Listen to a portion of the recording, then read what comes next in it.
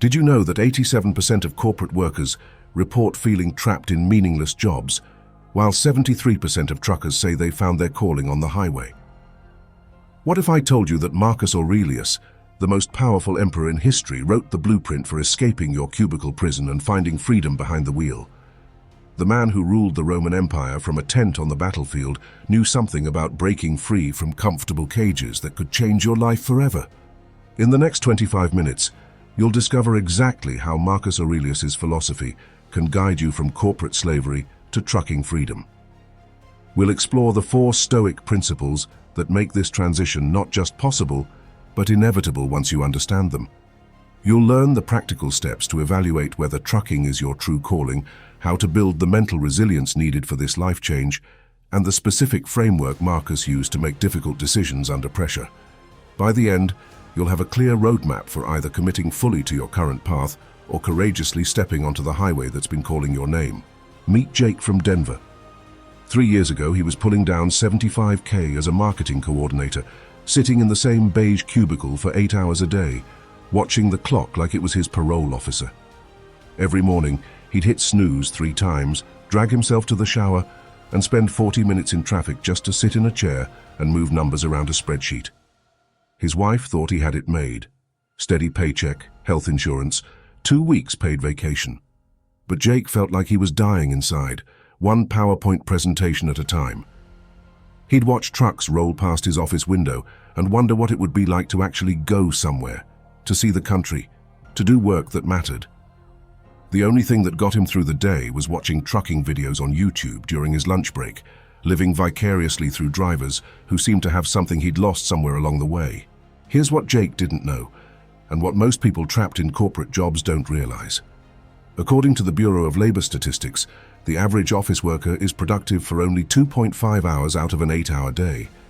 The rest is spent in meaningless meetings, answering emails that don't matter, and pretending to look busy. Meanwhile, 68% of office workers report feeling disconnected from their work's purpose, and 55% say they'd take a pay cut to do something meaningful. But here's the kicker. When people try to escape the cubicle trap, 84% fail within the first year because they approach it emotionally instead of philosophically. They quit their jobs on impulse, without understanding the deeper principles that govern successful life transitions. They don't have a framework for dealing with fear, uncertainty, and the inevitable resistance from family and friends. They're trying to solve a philosophical problem with practical solutions, and it never works. This is exactly where Marcus Aurelius comes in, and why his approach to life transitions is so powerful for anyone considering the trucking life. Marcus wrote in his meditations, "At dawn, when you have trouble getting out of bed, tell yourself, I have to go to work so that I can do the work of a human being." Notice he didn't say, the work of a Roman emperor or the work of a powerful man. He said, the work of a human being. Marcus understood that true work isn't defined by status or salary, but by whether it aligns with your nature and serves something greater than yourself. When you're hauling freight from Los Angeles to Atlanta, you're not just moving boxes, you're keeping the economy flowing, ensuring families get what they need, connecting communities across thousands of miles. That's human work. That's meaningful work. When you're sitting in a cubicle updating spreadsheets that no one will ever read, you're not doing the work of a human being. You're doing the work of a very expensive machine. So how do you apply Marcus's wisdom to your own life?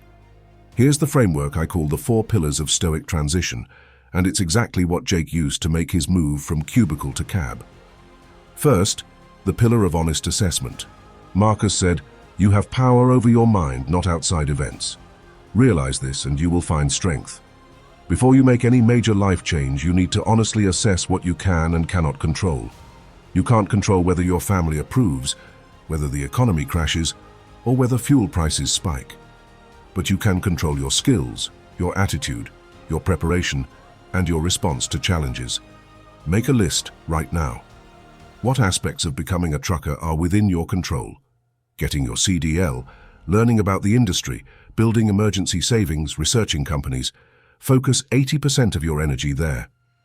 Second, the pillar of meaningful work. Ask yourself Marcus's question, is what I'm doing right now the work of a human being? If you're spending your days in meetings about meetings, Updating reports that generate more reports, or managing processes that don't actually produce anything valuable? The answer is probably no. Trucking connects you to the real economy. Every load you haul serves a purpose. Every mile you drive moves society forward. Third, the pillar of calculated risk. Marcus didn't abandon his duties as emperor to become a philosopher. He integrated philosophy into his role as a leader. Similarly, you don't have to quit your job tomorrow to start preparing for a trucking career. You can get your CDL on weekends, build relationships with drivers, and create a transition plan that minimizes risk while maximizing opportunity. Fourth, the pillar of inner resilience. Marcus said, "The impediment to action advances action. What stands in the way becomes the way." Every obstacle you face in transitioning to trucking, from family resistance to financial concerns, is actually strengthening your resolve and teaching you skills you'll need on the road. Let me give you 3 more real-world examples of how this philosophy works in practice. Sarah from Phoenix was a nurse who felt burned out after 12 years in hospitals. She used Marcus's framework to transition into medical transport trucking, combining her healthcare knowledge with her desire for independence. She spent 6 months getting her CDL while still working part-time, researched medical transport companies, and made the switch with a clear plan and financial cushion. Today she makes more money than she did as a nurse and says she's never been happier. Then there's Mike from Atlanta, a former IT manager who was laid off during corporate restructuring. Instead of panicking, he used Marcus's principle of what stands in the way becomes the way to see his layoff as an opportunity. He used his severance package to get his CDL and hazmat endorsement, specializing in chemical transport. His IT background actually helped him understand the electronic systems in modern trucks, giving him an advantage other drivers didn't have. Finally, there's Tom from Kansas City, a construction foreman who was tired of dealing with difficult subcontractors and project delays. He applied Marcus's teachings about controlling what you can control to realize that as an owner-operator, he'd have much more control over his work environment and income potential. He spent a year saving money and researching the industry before making the jump, and now he's grossing 6 figures annually with his own rig. Here's where Marcus's philosophy goes deeper than just career change. It's about understanding your true nature and living in alignment with it. Marcus wrote, "What we do now echoes in eternity."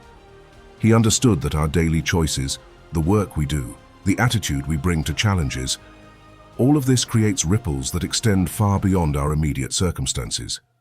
When you're driving through Colorado at sunrise, or helping a small business owner get critical supplies delivered on time, or mentoring a new driver who's struggling with backing techniques, you're participating in something larger than yourself. You're living out your nature as a human being who contributes, who serves, who builds, rather than just consumes. Marcus also understood the importance of daily practices in building resilience. He had a morning routine where he'd remind himself of his duties, prepare mentally for the day's challenges, and connect with his deeper purpose. As a trucker, you can develop similar practices. During your pre-trip inspection, instead of just checking boxes, use it as a time to center yourself and prepare mentally for the day ahead. During your mandatory rest breaks, instead of just scrolling through social media, spend a few minutes reflecting on the day's accomplishments and tomorrow's goals. When you're dealing with a difficult dispatcher or a shipper who's running behind, instead of getting frustrated, ask yourself what Marcus would do. He'd focus on what he could control, respond with professionalism, and use the situation as practice for building inner strength. Now let's talk about the transformation that's possible when you apply these principles. Jake from Denver made his transition 18 months ago. He started with a large carrier to learn the ropes, saved aggressively, and just purchased his first truck.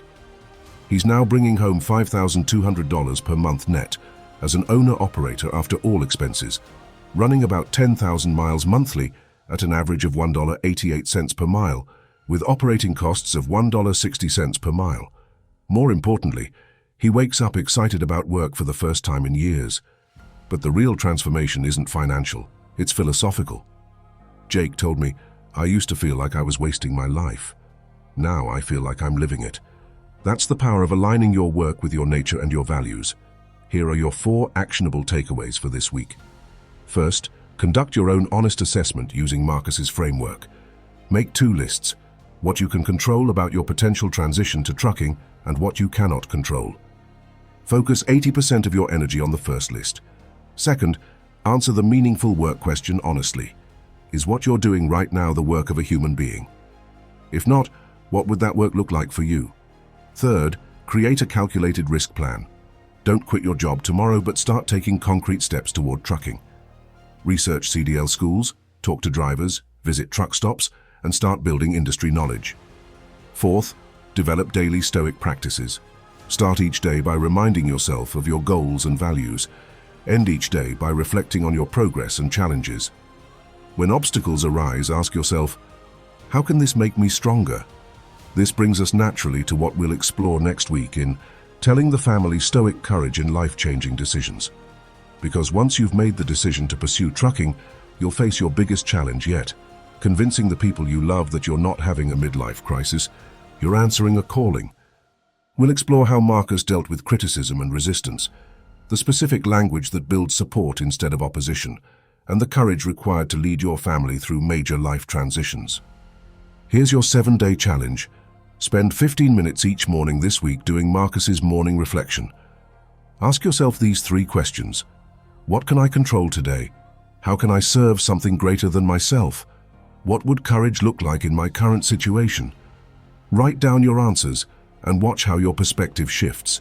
If this episode helped you see your situation more clearly, hit subscribe because we're just getting started on this journey from corporate slavery to highway freedom. Drop a comment and tell me, what's the one thing keeping you from making your move to trucking?